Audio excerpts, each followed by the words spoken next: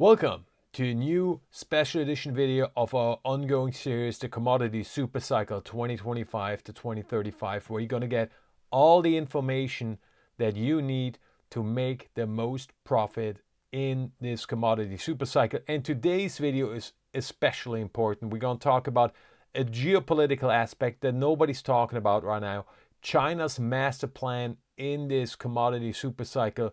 If you're a silver investor, if you're an investor in rare earth, if you're interested in smaller critical metals, this video is a must watch. Let's get right into it. My name is Daniel Wilhelmi. I will be the host of today's video while I move the picture of my ugly face to the bottom left because I'm not important. And we start right here. So, every commodity supercycle has its own unique drivers.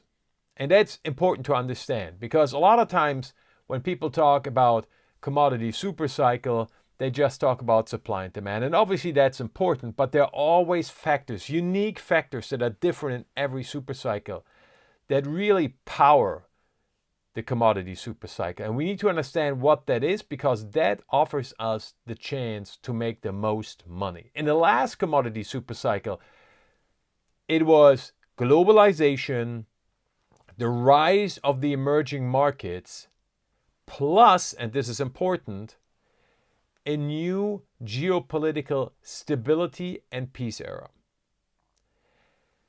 Today's commodity supercycle is driven by the exact opposite, deglobalization and geopolitical change, where we have a completely new period in history of a new East to Western bloc confrontation. And that is the driving force of this commodity supercycle. So when people look at the commodity supercycle right now, the majority still just looks at supply and demand. But what you really need to look at because of the new geopolitical landscape is supply, where is the supply, and the demand. And by the way, if you like this content, then hit the subscribe button so you don't miss any of these videos. And please go back and watch the older videos of our special series about the commodity supercycle. I think you will get some information that not many people are talking about yet. But that's what we want with our daily show Hot Trades of the Day or with these type of videos. We want to get the information to be ahead of the market. Now, because of the new geopolitical landscape, we know reshoring of the commodity industry is one of the dominant trends of the supercycle. I call it made in the US. I don't know why it says made in the USA. I'm sorry. This is the German speaking. It should be made in the US, obviously. And look at me. I snuck in a football here. I love American football. So that was my sneaky way to get that in there. We know that made in the US is the central, most promising part of this commodity supercycle. Why? Well, because the US effed it up for the past 15, 20 years to build out its own production in important commodities except energy. Energy obviously is fine, but everything else, and energy we're really only talking about oil and gas, right? We're not talking about uranium. That's a huge problem. Solar could be a lot better. But in the metals specifically, the US has a huge problem. But the US is also the number one economy and it's the number one military. So these two factors put together make made in the US the best thesis to invest in the commodity supercycle. Because of the new geopolitical era we are in, we have a new East-West conflict. You notice you have the Western democratic, free trade, free speech. Well, we can debate free speech in these days. Countries, because it's not only the West, it would also include South Korea, it would include Japan, it was And then obviously we have the new Eastern Bloc with Russia, China, Iran, and North Korea, and then adjacent some of the BRICS countries. So the Western countries who either have very little commodity resources like Europe or Japan, or have neglected to build out their own production like the US, now have a huge problem as they need to secure their domestic supply of these existentially important commodities for their economies and for their military. This is a matter of national security, which is one of the reasons why I love Made in the US or Made in North America, Made in Europe, whatever you want to call it, but I like Made in the US the most. And we'll talk about in a second why this is so important. It doesn't matter if there's going to be a recession. It doesn't matter if there's going to be stagflation. These commodity projects need to be built out. And the US is way further ahead than Europe when it comes to streamlining permitting, making it easier and faster to get permits, funding, all these things. Europe is a mess when it comes to this. The US, a lot faster, they act faster, and that is why projects that are in the US have the highest upside potential. Now, let's go east. Let's go to the number one competitor to the US, China.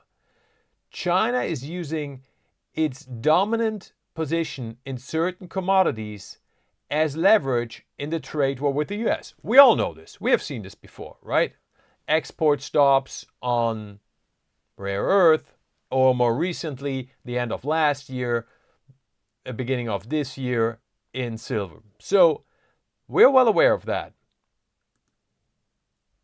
But there's a new driving force that nobody's talking about yet, and that is China's master plan. And to fully understand this, you need to understand how China operates. And in the last commodity supercycle, I also got really into the emerging markets. And that's helping me a lot now, because it also helps me to understand how the Chinese think. The West thinks very short term, because all the elections are every 4 years, and very immediate profit oriented. China thinks extremely long term. They think in decades. The West usually thinks in, 2 years max. You look at any like growth plans, they usually have different phases, but there's never a phase that's longer than 3 years, really. China, decades, not a problem. So China aims to build a dominant global position in commodities that are critical to the economy and the military of countries around the world. What a brilliant plan. And they want to use this commodity control to weaken the West by driving up the prices, for example.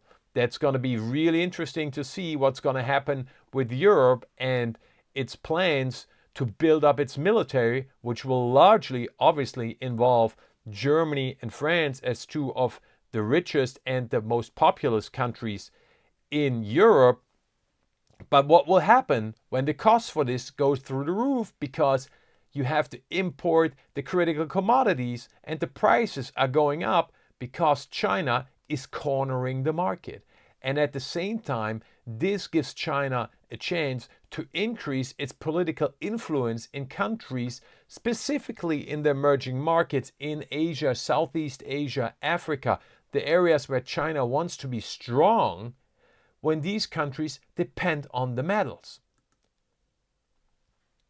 So China is really playing the geopolitical long game here to control large parts of the critical metals.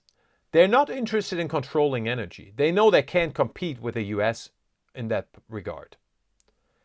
They are specifically focusing on smaller critical metals where they already have a dominant market position because they realize that these critical metals are the new bottleneck for high-tech growth, which is the driver of the US economy and for the military-industrial complex. So if we, since 2022, entered a new world era where the spending for the military is going through the roof around the world, what is the smartest way to position yourself? It's not the weapons itself, because there's competition among different countries for different fighter jets and drones now, obviously. But what do all these different drones and fighter jets and ships and tanks, even though they become more obsolete, what do they all need? Commodities. So China wants to use its dominant position in these critical metals that cannot be substituted to expand its global geopolitical power. Because China realized, and that's the brilliance in this Chinese master plan, with the war in Ukraine now going into 22, 23, 24, 20, 23, 4, 5, 6, in year 5, Russia will, for the foreseeable future, not be a major exporter of metals in this supercycle. So I couldn't find any icon for Russia, so I decided I'm going to put a vodka bottle in there. I thought that's kind of funny, actually. Because Russia needs these metals to rebuild its own military and its own industrial complex. They lost so much equipment. Look at the recent satellite images of the military vehicles, the storages that they used to have across the country in 2022 compared to now. They're empty. They're empty. And they need to rebuild this. On the other hand, Africa, in large parts, is getting more and more influenced by China and by Russia. So if China stops exporting their critical metals that they have,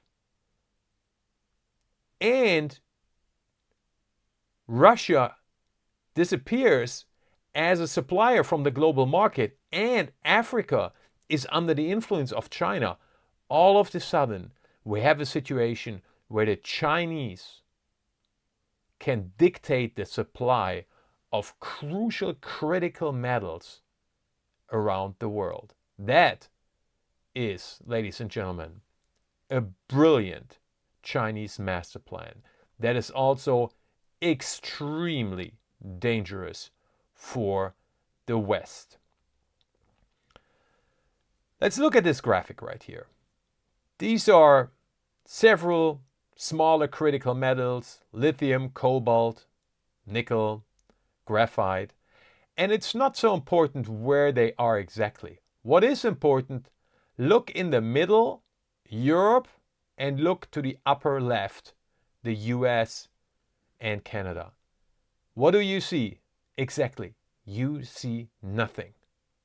Now, we got some production in Australia, that's nice, but what you really want, especially when you're the US and you're the #1 military and your high-tech industry is what's driving your economy, you want to have your own production. Maybe imports from Canada are fine as a direct neighbor, but shipping routes from Australia to the US, that is suboptimal for, again, critical metals that are vital for the national security and for the economy to work.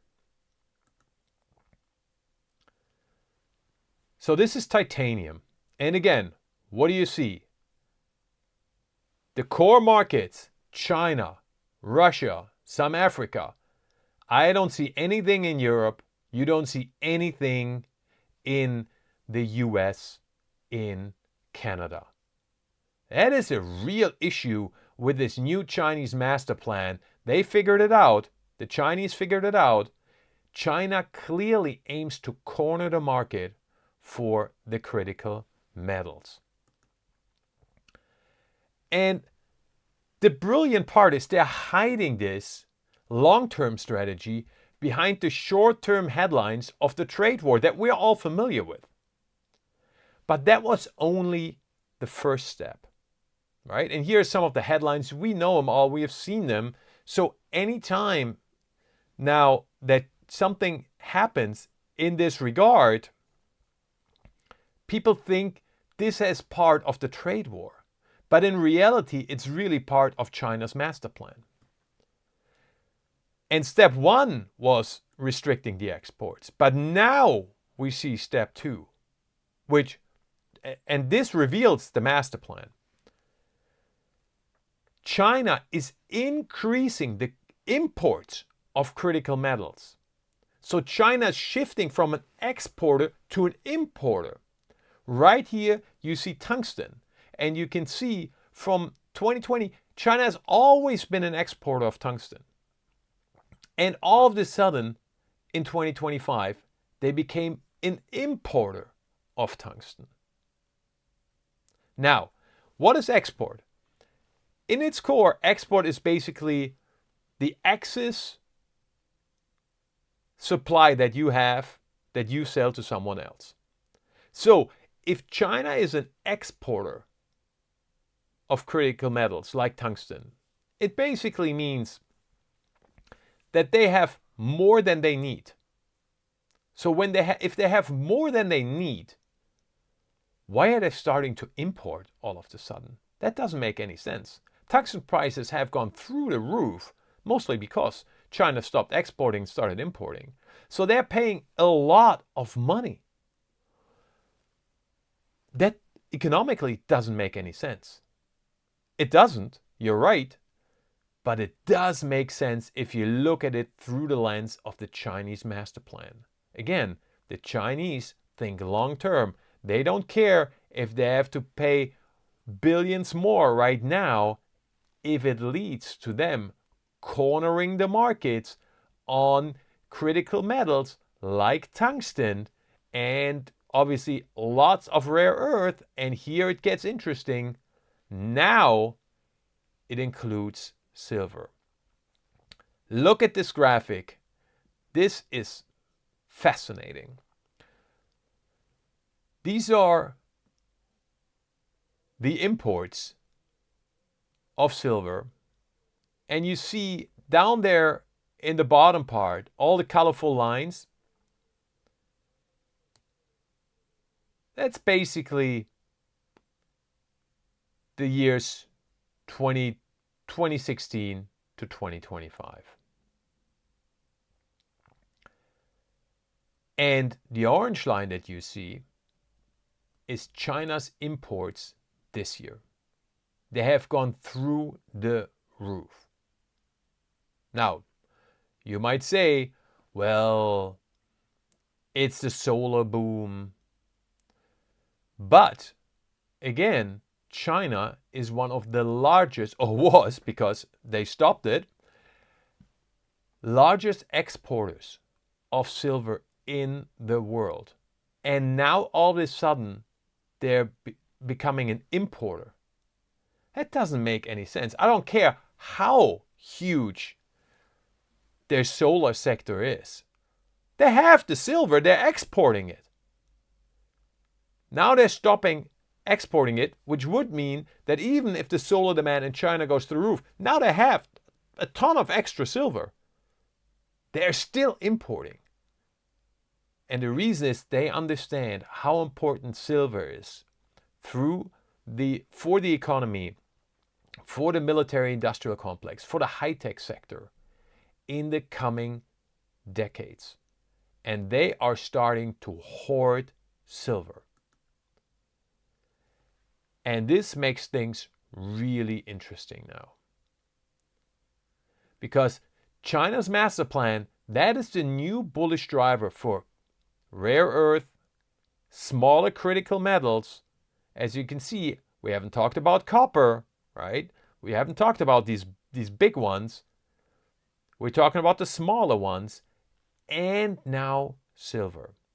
With this shift from exporting silver to importing silver, all of a sudden, what used to be a huge supplier of silver in the already tight silver market, that is completely switching. Now we have a new demand side, which is China, which is buying up all the silver, but it's stockpiling it, therefore removing the silver from the circulation. So now we have even less silver on the supply side, while the demand side is increasing because China's actively buying. And not only that, this will create a domino effect where other countries will start to realize what China's master plan is, and they will follow by starting to buy silver, to store silver, creating a new vicious demand cycle. And this goes for obviously smaller critical metals and rare earth as well. So there is a new, completely new shift coming in the silver sector specifically. And that's why I was saying in the videos in the past week, hey, watch this video about the China's master plan, because this is extremely bullish for the silver sector and nobody's talking about this yet. And by the way, if you didn't see these videos where I predicted the breakdown of silver below the uptrend, hit the subscribe button so you don't miss any of these videos. So what does this all mean? This means less supply, more demand is coming for silver. So the investment strategy is clear. We want to be long silver, we want to be long the silver miners, and we want to be long critical metals miners. Because if we do this, then we have the geopolitical tailwinds in our back. There are no liquid future markets for most of the critical metals. That's obvious. So that is a problem if you want to invest in rare earth and the smaller critical metals. But silver obviously is highly liquid. You can buy it physically. You can buy it as paper in terms of future contracts if you want to do that. I prefer physical silver, but that's just me. And I prefer the miners. And obviously, if we're talking about rare earth and critical metals, then you have to go the route through the miners. With this, focus on projects in the US, Canada, Europe comes third, and then Australia is fine as well, and selected Latin American countries obviously as well.